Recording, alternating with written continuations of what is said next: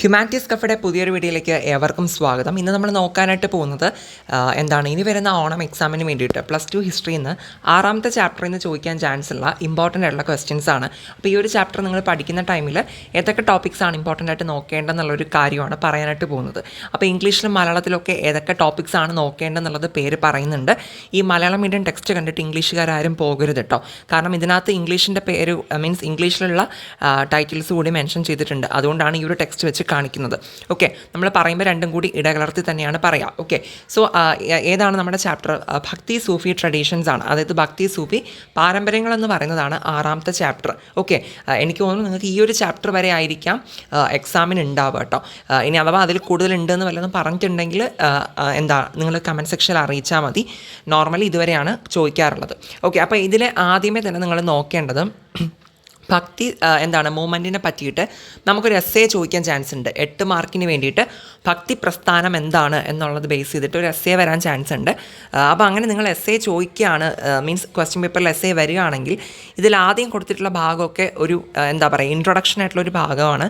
അതൊക്കെ ജസ്റ്റ് ഒന്ന് വായിച്ച് വെച്ചിരുന്നാൽ മതി. ഓക്കെ, ഇവിടെ ഏർലി ട്രഡീഷൻസ് ഓഫ് ഭക്തി, അഥവാ ഭക്തിയുടെ ആദ്യ പാരമ്പര്യങ്ങൾ എന്നൊക്കെ പറഞ്ഞിട്ട് ഈ ഭക്തി മൂവ്മെൻറ്റ് എവിടെ വന്നു, അതിൻ്റെ പ്രധാനപ്പെട്ട പ്രത്യേകതകൾ എന്താണ് എന്നുള്ള കാര്യമൊക്കെ കൊടുത്തിട്ടുണ്ട്. അപ്പോൾ അതൊക്കെ ജസ്റ്റ് ഒന്ന് വായിച്ച് വയ്ക്കുക. നമ്മൾ എസ്സേ എഴുതുന്ന സമയത്ത് ജസ്റ്റ് ഒരു ഇൻട്രൊഡക്ഷൻ പോലെയൊക്കെ കൊടുക്കാൻ വേണ്ടിയിട്ട് മാത്രം. ഓക്കെ, അതിനകത്ത് പറയുന്ന മെയിൻ കാര്യം ഇത്രയേ ഉള്ളൂ. ഭക്തി മൂവ്മെൻറ്റ് എന്ന് പറയുമ്പോൾ ഒരു ദൈവത്തോടുള്ള അല്ലെങ്കിൽ ഒരു ഡൈറ്റിയോടുള്ള ഒരു അമിതമായിട്ടുള്ള നമ്മുടെ ആ ഒരു ഫെയ്ത്ത്, ആ ഒരു ഭക്തി തന്നെയാണല്ലേ ഉദ്ദേശിക്കുന്നത്, ആ ഒരു വിശ്വാസം തന്നെയാണ്.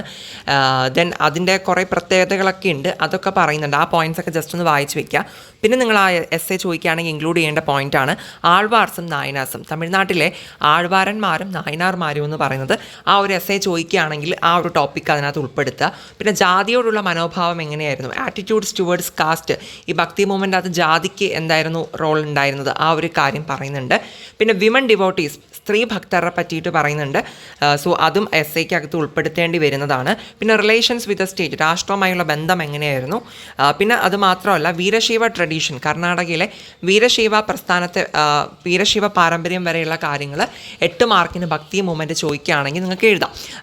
ഇതിൽ ഇങ്ങനെ എടുത്ത് പറയാൻ കാരണം ഭക്തി മൂവ്മെൻറ്റ് എന്ന് പറഞ്ഞിട്ടൊരു മെയിൻ ടോപ്പിക്കൊന്നും എവിടെ ഒരിടത്തും കൊടുത്തിട്ടില്ല അല്ലേ. അപ്പോൾ അതുകൊണ്ടാണ് പറഞ്ഞത് എസ്സേ പക്ഷെ ചോദിക്കുന്നതാണ്. അത് 8 മാർക്കിന് എസ്സേ ആയിട്ട് ചോദിക്കുക, അല്ലെങ്കിൽ ഷോർട്ട് എസ്സേ ആയിട്ട് ഒരു 6 മാർക്കിനൊക്കെ ചോദിക്കാനും ചാൻസ് ഉണ്ട്. സോ അങ്ങനെ വരികയാണെങ്കിൽ ഈ പറഞ്ഞ ടോപ്പിക്സൊക്കെ ഉൾപ്പെടുത്തിയിട്ട് വേണം നിങ്ങൾ ആൻസർ ചെയ്യാൻ വേണ്ടിയിട്ട്, എങ്കിലാണ് അവിടെ ഫുൾ മാർക്ക് കിട്ടുക. ഓക്കെ, ഇനി എല്ലാ തവണയും എസ്സേ ചോദിക്കാറില്ല. അപ്പോൾ അതിന് എസ്സേക്ക് പകരമായിട്ട് ഈ പറഞ്ഞ ടോപ്പിക്സിൽ നിന്നൊക്കെ 2 മാർക്കിനും 4 മാർക്കിനും 1 വേർഡിനും ഒക്കെ ചോദ്യങ്ങൾ വരാറുണ്ട്. എന്ന് പറയുമ്പോൾ അതൊന്നുകൂടി പറയുകയാണ്, ആൾവാർസും നായനാർസും ഇത് എപ്പോഴും എസ്സേ ഒന്നും വന്നില്ലെങ്കിൽ 2 മാർക്കിന് ചോദിക്കാം, 1 മാർക്കിനൊക്കെ ചോദിക്കുന്ന ക്വസ്റ്റ്യനാണ്. ആൾവാർസ് ആരാണ്, നായനാർസ് ആരാണ് എന്നുള്ള കാര്യം എപ്പോഴും ചോദിക്കുന്ന ഒരു സംഭവമാണ്. അപ്പോൾ അത് നിങ്ങൾ കൃത്യമായിട്ട് നോക്കി വയ്ക്കുക. അതുപോലെ തന്നെ വിമൻ ഡിവോട്ടീസ്, സ്ത്രീ ഭക്തർക്ക് ഇതിനകത്ത് കുറച്ച് എക്സാമ്പിൾസ് പറയുന്നുണ്ട്. കുറച്ച് സ്ത്രീ ഭക്തരെ പേര് പറയുന്നുണ്ട്. കാരക്കൽ അമ്മയാർ എന്നൊക്കെ പറഞ്ഞിട്ട് കുറച്ച് 2-3 സ്ത്രീകളുടെ പേരൊക്കെ പറയുന്നുണ്ട്. അപ്പോൾ അതൊക്കെ നിങ്ങൾ കൃത്യമായിട്ട് വായിച്ച് വയ്ക്കുക. 1 വേർഡിനൊക്കെ അത് ചോദിക്കാറുണ്ട്. അല്ലെങ്കിൽ 2 മാർക്കിന് ഏതെങ്കിലും 2 സ്ത്രീ ഭക്തരെ പേര് എഴുതൂ എന്ന് പറഞ്ഞിട്ടും ചോദിക്കാൻ ചാൻസ് ഉണ്ട്. പിന്നെ അതുപോലെ തന്നെ അങ്ങനെ സെപ്പറേറ്റ്ലി നോക്കി വെക്കേണ്ടതാണ് വീരശൈവ ട്രഡീഷൻ. ഓക്കെ, എസ്സേ നമ്മുടെ ഭക്തി മൂവ്മെൻറ്റ് ചോദിച്ചില്ല എന്നുണ്ടെങ്കിൽ കർണാടകയിലെ വീരശൈവ പാരമ്പര്യത്തെ പറ്റിയിട്ട് ഉറപ്പായിട്ടും ഒരു ഷോർട്ട് എസ്സേ ചോദ്യം നമുക്ക് എക്സ്പെക്ട് ചെയ്യാവുന്നതാണ്. PYQസിൽ റിപ്പീറ്റ് ചെയ്ത് കണ്ടിട്ടുള്ള ഒരു ടോപ്പിക്കാണ്. ഇത് വളരെ ഇമ്പോർട്ടൻ്റ് ആയിട്ട് നിങ്ങൾ നോക്കിയിട്ട് പോവേണ്ട കാര്യമാണ്. ഓക്കെ, അപ്പോൾ ഞാൻ ഇതുവരെ പറഞ്ഞത് ഈ ഒരു ചാപ്റ്ററിൽ നിന്ന് ഭക്തി മൂവ്മെൻറ്റ് റിലേറ്റഡ് ആയിട്ട് ഒരു 8 മാർക്കിനോ 6 മാർക്കിനോ ഷോർട്ട് എസ്സേ അല്ലെങ്കിൽ എസ്സേ ഒക്കെ ചോദിക്കാറുണ്ട്. അങ്ങനെ ചോദിക്കുമ്പോൾ ഈ ഒരു ആദ്യം പറഞ്ഞ അത്രയും ടോപ്പിക്സ് നിങ്ങൾ ഇൻക്ലൂഡ് ചെയ്ത് എഴുതണമെന്ന് പറഞ്ഞു. ഇനി അങ്ങനെ എസ്സേ വന്നില്ല എന്നുണ്ടെങ്കിൽ ഈ പറഞ്ഞ ടോപ്പിക്സ് തന്നെ 2 മാർക്കിനും 3 മാർക്കിനും 1 വേർഡിനും ഒക്കെ പല രീതിയിൽ ചോദിക്കാറുണ്ട്. അപ്പോൾ അതുകൊണ്ട് ആ ടോപ്പിക്സൊക്കെ ഞാൻ പറഞ്ഞ കാര്യങ്ങളൊക്കെ പ്രത്യേകം ശ്രദ്ധിച്ച് പഠിച്ചിട്ട് പോവാം. ഓക്കെ, ഇനി നമ്മൾ ഈ ഒരു ചാപ്റ്ററിൽ നിന്ന് പ്രധാനമായിട്ട് നോക്കേണ്ടത് സൂഫിസത്തെ പറ്റിയിട്ടാണ്. അപ്പോൾ സൂഫിസത്തിൻ്റെ കുറച്ച് ഫ്യൂച്ചേഴ്സും കാര്യങ്ങളൊക്കെ പറയുന്നുണ്ട്. അതൊക്കെ ജസ്റ്റ് ഒന്ന് വായിച്ച് വെച്ചിരിക്കുക. പിന്നെ സൂഫിസം എന്താണെന്ന് ചോദിക്കുകയാണെങ്കിൽ 2 മാർക്കിനൊക്കെ എഴുതാൻ വേണ്ടിയിട്ട് ആ രീതിക്കും അതൊന്ന് പഠിച്ച് വെച്ചിരിക്കുന്നത് നല്ലതായിരിക്കും. പിന്നെ നിങ്ങൾ വളരെ പ്രധാനമായിട്ട് പഠിക്കേണ്ടത് കാൻകാഹുകളും അതുപോലെ തന്നെ സിൽസിലകളും. കാൻഖാസും സിൽസിലാസും എന്ന് പറഞ്ഞിട്ട് 2 ടോപ്പിക് കൊടുത്തിട്ടുണ്ട്. ഇത് വളരെ ഇമ്പോർട്ടൻ്റ് ആണ്. എല്ലാവരും കൃത്യമായിട്ട് ഈ ഒരു ചാപ്റ്ററിൽ നിന്ന് പഠിക്കേണ്ട ഒരു ടോപ്പിക്കാണ് കേട്ടോ. അതായത് കാൻകാസും സിൽസിലാസും 2 മാർക്കിനാണ് നമുക്ക് ചോദിക്കുന്നത്. കാൻകാസ് എന്താണ്, സിൽസിലാസ് എന്താണ്, അത്രയും മാത്രം പഠിച്ച് അത്ര എഴുതി വെച്ചാൽ മതി. ഇനി ചിലപ്പോൾ ഒരു 3-4 മാർക്കിന് ചോദിക്കാം, അങ്ങനെയെങ്കിൽ നമ്മൾ കുറച്ചുകൂടി പോയിൻറ്റ്സ് എഴുതേണ്ടി വരും, അല്ലെങ്കിൽ 1 വേർഡിനോ ഒക്കെ പ്രതീക്ഷിക്കാം. അതുകൊണ്ട് തന്നെ നിങ്ങൾ കാൻകാസും സിൽസിലാസും എന്താണെന്നുള്ളത് കൃത്യമായിട്ട് എന്ത് ചെയ്യണം, പഠിച്ചിട്ട് തന്നെ പോകണം. ഓക്കെ, ഈ ഒരു ചാപ്റ്ററിൽ നിന്ന് ഷുവറായിട്ട് ചോദിക്കുന്നൊരു ചോദ്യമാണത് രണ്ടും. ഓക്കെ, പിന്നെ അതുപോലെ തന്നെ എന്താണ് ചിഷ്തി ഖാൻകാഹുകളിലെ ജീവിതം, ലൈഫ് ഇൻ ദ ചിഷ്തീസ് ഖാൻക, ഈ ചിഷ്ടി ഖാൻകയിലെ ലൈഫ് എങ്ങനെയാണ് എന്ന് പറഞ്ഞിട്ടൊരു ടോപ്പിക് കൊടുത്തിട്ടുണ്ട്. ഇതിനകത്തുനിന്ന് കുറേ 1 വേർഡ്സ് ചോദിക്കാറുണ്ട്.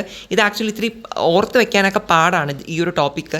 അപ്പോൾ നിങ്ങളൊന്ന് പറ്റുന്നവരൊക്കെ ഒന്ന് നന്നായിട്ട് വായിച്ചിട്ട് പോവുക. കാരണം എന്തെങ്കിലും ഒരു 1 വേർഡെങ്കിലും വരാണ്ടിരിക്കില്ല.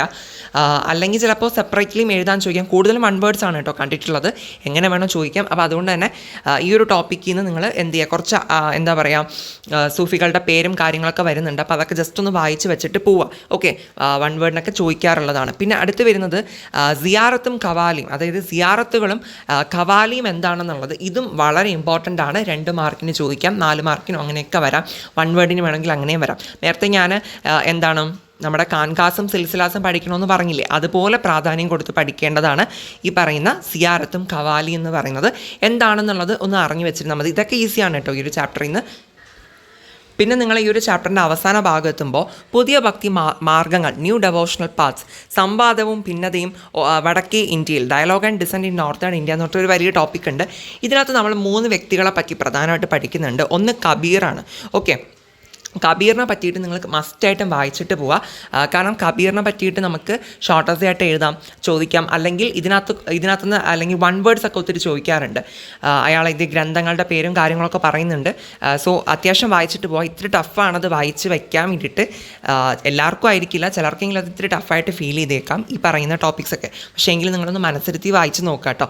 പിന്നെ അതുപോലെ തന്നെ ബാബ ഗുരു നാനാക്ക്, അതായത് ബാബ ഗുരു നാനാക്കിനെ പറ്റിയിട്ടും അയാളുടെ ലൈഫിനെ പറ്റി കൊടുത്തിട്ടുണ്ട്. സോ ഇത് നിങ്ങൾ വായിച്ച് വയ്ക്കുക. ഷോർട്ട് എസ്സേ ആയിട്ട് നമുക്ക് ചോദിക്കാം, അല്ലെങ്കിൽ നമുക്ക് 1 വേർഡ്സോ 2 മാർക്ക് ക്വസ്റ്റ്യൻസോ ഒക്കെ ഇതിനകത്തുനിന്ന് ചോദിക്കാറുണ്ട്. കൂടുതലും 1 വേർഡ്സ് ഒക്കെ വരാറുണ്ട്.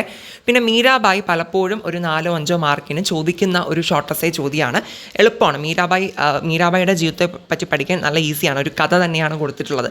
കഥ എല്ലാവരുടെ യഥാർത്ഥ ജീവിതമാണ്, പക്ഷെ നമുക്കൊരു കഥ പോലെ ഓർത്തിരിക്കാൻ പറ്റുന്ന തരത്തിലാണ് കൊടുത്തിട്ടുള്ളത്. സോ മീരാബായി നോക്കുക. ഈ 3 വ്യക്തികളെ പറ്റിയിട്ട് ഈ ഒരു ചാപ്റ്ററിൻ്റെ അവസാന ഭാഗത്തുനിന്ന് പഠിച്ചു വയ്ക്കുക. ആരൊക്കെയാണ്? കബീറും, ബാബ ഗുരു നാനാക്കും, അതുപോലെ തന്നെ നമ്മുടെ മീരാബായി. ഓക്കെ, സോ ഈ 3 ആൾക്കാരും വേണമെങ്കിൽ ഒരുമിച്ച് ചേർത്ത് ചോദിക്കാം കേട്ടോ, ഒരു ഷോർട്ട് എസ്സേ ആയിട്ട് 3 പേരെയും കുറിച്ചിട്ട്. അല്ലെങ്കിൽ സിംഗിളായിട്ട് ചോദിക്കാം, അല്ലെങ്കിൽ ഇത് അങ്ങനെയൊന്നും ചോദിക്കാണ്ട് 1 വേർഡ്സ് ആയിട്ട് മാത്രം ചോദിച്ച് നിർത്താം. എങ്ങനെ വേണം ചോദ്യം വരാം. അപ്പോൾ ഈ 3 വ്യക്തികളെ പറ്റിയിട്ടൊന്ന് പഠിച്ച് വെച്ചിരിക്കുക. പ്രത്യേകിച്ച് ഇതിനകത്ത് പല കാര്യങ്ങളും നമുക്ക് പുതുതായിട്ട് കേൾക്കുന്ന പല വാക്കുകളൊക്കെ ഉണ്ട്, ഈ എന്താ പറയുക, ഇസ്ലാം റിലേറ്റഡ് ആയിട്ടൊക്കെ. അപ്പോൾ അങ്ങനെയുള്ള വാക്കുകളൊക്കെ നിങ്ങൾ എഴുതിയൊക്കെ പഠിച്ച് ഓർമ്മയിൽ നിർത്തുക. ഓക്കെ, കാരണം അതൊക്കെ 1 വേർഡിന് പ്രധാനമായിട്ട് ചോദിക്കാറുണ്ട്. ഓക്കെ, അപ്പോൾ ഇത്രയാണ് ഈ ഒരു ചാപ്റ്ററിനെ പറ്റി പറയാനുള്ളത്. ഈ ഒരു ചാപ്റ്റർ ഞാൻ പഠിച്ചിരുന്ന ടൈമിലെന്ന് പറയുമ്പോൾ എനിക്ക് ഭയങ്കര ടഫായിരുന്നു. അപ്പോൾ എനിക്ക് തോന്നുന്നു എല്ലാവർക്കും ടഫായിരിക്കണമെന്നില്ല, പക്ഷേ കുറച്ച് പേർക്കെങ്കിലും ഈ പറഞ്ഞ ടേംസും കാര്യങ്ങളൊക്കെ ഒന്ന് ഓർത്തിരിക്കാനൊക്കെ കുറച്ച് ബുദ്ധിമുട്ട് തോന്നിയേക്കാം ഫസ്റ്റ് ടൈം ആയതുകൊണ്ട്. അപ്പോൾ നിങ്ങൾ എന്ത് ചെയ്യുക, അത് വീണ്ടും റിപ്പീറ്റ് ചെയ്ത് വായിച്ച് നോക്കുക കേട്ടോ. ഇതിനകത്ത് വേറെയും കുറേ കാര്യങ്ങളുണ്ട്. ഇതിനകത്ത് വലിയൊരു ചാപ്റ്ററാണ്, പക്ഷേ ഞാൻ പ്രധാനമായിട്ടുള്ളത് മാത്രമാണ് പറഞ്ഞിട്ടുള്ളത്. അറ്റ്ലീസ്റ്റ് നിങ്ങൾ ഇത്രയെങ്കിലും പഠിച്ചിട്ട് പോകട്ടോ. ഓക്കെ, സമയം കിട്ടുവാണെങ്കിൽ ബാക്കിയുള്ള പോർഷൻസൊക്കെ ഒന്ന് വായിച്ച് വെച്ചിരിക്കുന്നത് എന്തുകൊണ്ടും നല്ലതായിരിക്കും. ഓക്കെ.